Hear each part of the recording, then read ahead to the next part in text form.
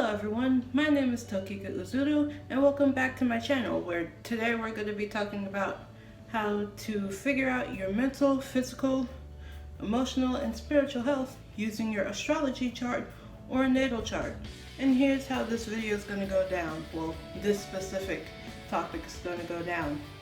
I will cut this up into 4 different videos just to make sure that these videos aren't too long. So this video is going to be the mental, and I think the next video will be the emotional.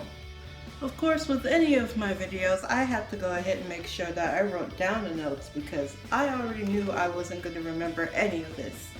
So today we're going to be talking about how to figure out how to deal with your mental health. And we're going to kind of break it up into the planets, the houses, and examples using my own natal chart.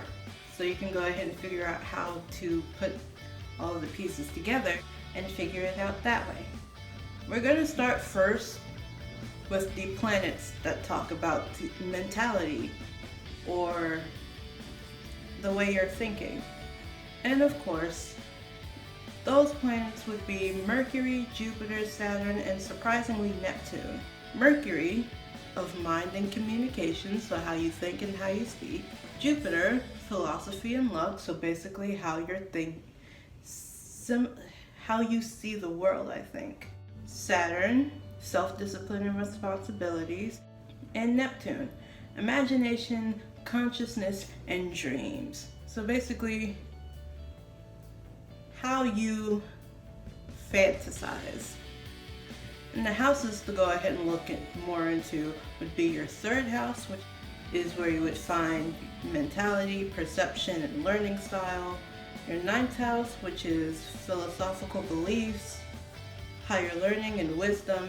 And 12th house, which has several other different meanings, but today we're going to be using mental health and the unconsciousness of your mind, brain, how that works. So my first example that I have written here is something that seems to be plain and simple, which is Mercury.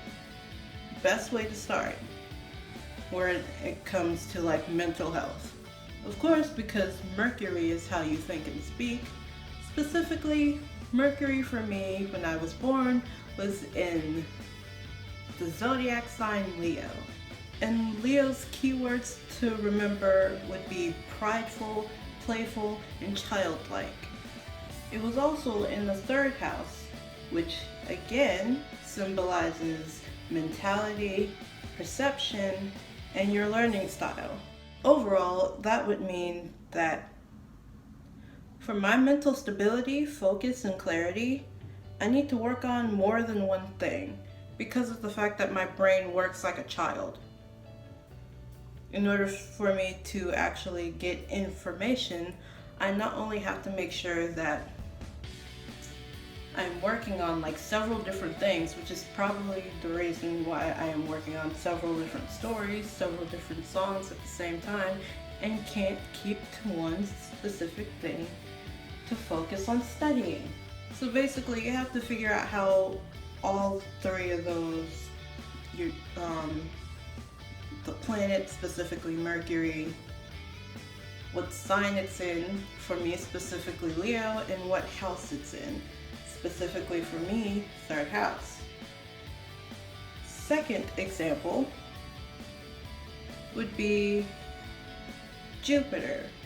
For me, Jupiter was in the sign Taurus and in the house 12 or 12th house. Jupiter symbolizes growth, luck, and expansion. Taurus would be the grounded, patient, and materialistic zodiac sign. And the 12th house again is for your mental state, mental health, and restrictions. For me and my mental stability, focus, and clarity, I have to work in a peaceful and secluded place. I have to work alone. 3rd example. We're going with the planet Saturn. And for me, Saturn was in Taurus as well, and in the 12th house, again as well. Saturn symbolizes external authority, limitations, self-discipline, and basically how you deal with authority. Taurus, once again, is the grounded, patient, and materialistic, often animalistic zodiac sign. And the 12th house symbolizes mental health or mental states and the unconsciousness. So, what would be best for my mental health, according to my astrology chart here, is to take meaningful breaks and enjoy the fruits of my labor, or enjoy the gifts of what I worked for. And last but not least, the fourth example, which we're going to Neptune. The planet Neptune for me was in the sign Aquarius in the 10th house. Now Neptune signifies visions, dreams, and imagination. Aquarius would be the rebellious sign, or the anarchist, humanitarian, and very unpredictable. And last but not least, the 10th house, which happens to deal with your career, your reputation, or the type of legacy that you will leave on the world. So using all of these, blending them together, I ended up getting the advice on my mental health would be, once something is done, it's done, leave it alone.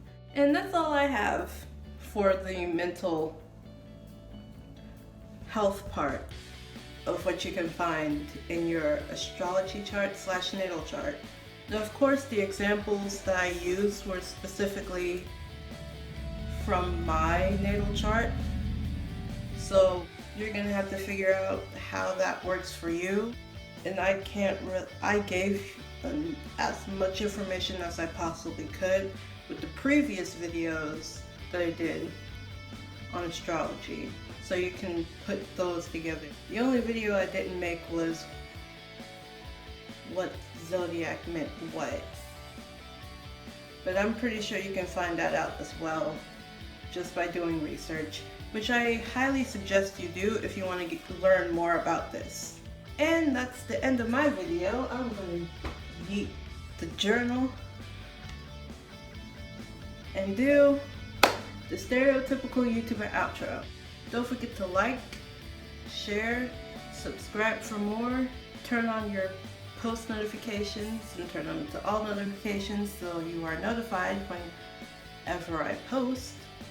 Comment down what video you think I should do next. And before I go ahead and say goodbye, let me update on the experiment that I did in the last video. I definitely did put way too much oil in my hair because it oozed all over my neck for the next 2 days afterwards. I think the oil was a bit too thick for my scalp. Overall, it was a great experiment. My hair still feels very soft, and I think I need to go ahead and water it again. But it worked for what it was supposed to do. And that is all.